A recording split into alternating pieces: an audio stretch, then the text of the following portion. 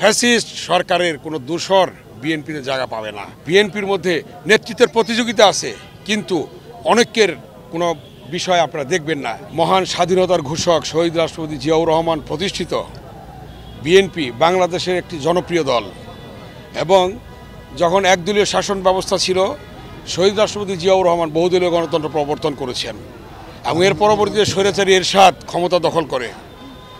এর পরবর্তীতে দেখেছেন বিএনপির চেয়ারপারসন দেশনেত্রী বেগম খালেদা জিয়ার দীর্ঘ 9 বছরের আপসীর নেতৃত্বের মধ্য দিয়ে এবং ছাত্র জনতার আন্দোলনের মধ্য দিয়ে অনেক শহীদের রক্তের বিনিময়ে আরেকটি গণ অভ্যুত্থান হয়েছিল। সেই গণ অভ্যুত্থানের মধ্য দিয়ে দেশনেত্রী বেগম খালেদা জিয়ার নেতৃত্বে আবার গণতন্ত্র পুনরুদ্ধার হয়, এবং এর পরবর্তীতে আপনারা জানেন একদলীয় 111 সৃষ্টি হয়।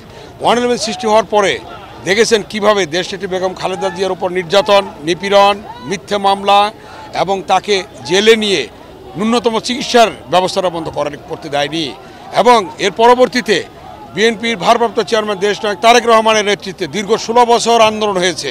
ইলিয়াস আলী গুম হয়েছে, চৌধুরী আলম গুম হয়েছে, সুমন গুম হয়েছে ছাত্রনেতা, এমনিভাবে অনেকে গুম হয়েছে, অনেকে শহীদ হয়েছে, অনেকের রক্তদানের মধ্য দিয়ে দীর্ঘ 16 বছর আন্দোলন চলছে। সর্বশেষ আপনারা দেখেছেন ছাত্র জনতার আন্দোলনের মধ্য দিয়ে, তাদের রক্তের মধ্য দিয়ে, তাদের রক্তদানের মধ্য দিয়ে বাংলাদেশ নতুন করে আবার গণতন্ত্র পুনরুদ্ধার হয়েছে।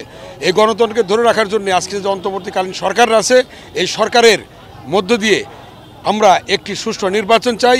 যত দ্রুত সম্ভব অন্তর্বর্তীকালীন সরকার নির্বাচন অনুষ্ঠিত করবে এবং জনগণের আকাঙ্ক্ষা অনুযায়ী একটি সরকার প্রতিষ্ঠা হবে, এবং সেই সরকারের মধ্য দিয়ে বাংলাদেশ পরিচালিত হবে এবং জনগণের আকাঙ্ক্ষার প্রতিফলন ঘটবে।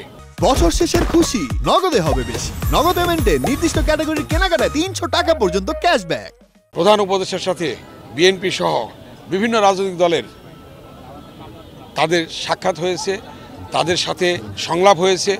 তার মধ্য দিয়ে বলা হয়েছে যত দ্রুত সম্ভব সংস্কার কমিশনের কার্যক্রম সমাপ্ত করে একটি সুষ্ঠু নির্বাচন দেওয়ার জন্যে, এবং সেই লক্ষ্যে আজকে অন্তর্বর্তীকালীন সরকার এগোচ্ছে এবং দ্রুতই নির্বাচন হবে, আমরা এই আশাবাদ ব্যক্ত করছি। আপনারা জানেন আমাদের দলের ভারপ্রাপ্ত চেয়ারম্যান দেশনায়ক তারেক রহমানের বক্তব্য শুনেছেন, এবং গতকাল আমার বক্তব্য শুনেছেন। স্বৈরাচারের ফ্যাসিস্ট সরকারের কোনো দূষর বিএনপিতে জায়গা পাবে না, এবং দল ঐক্যবদ্ধ, ঐক্যের বিকল্প নেই। বিএনপির মধ্যে নেতৃত্বের প্রতিযোগিতা আছে, কিন্তু অনেকের কোনো বিষয় আপনারা দেখবেন না। ইনশাল্লাহ ঐক্যবদ্ধভাবে দল সংগঠিত হচ্ছে, ঐক্যবদ্ধভাবে দল সংগঠিত হবে, ঐক্যের বিকল্প নেই।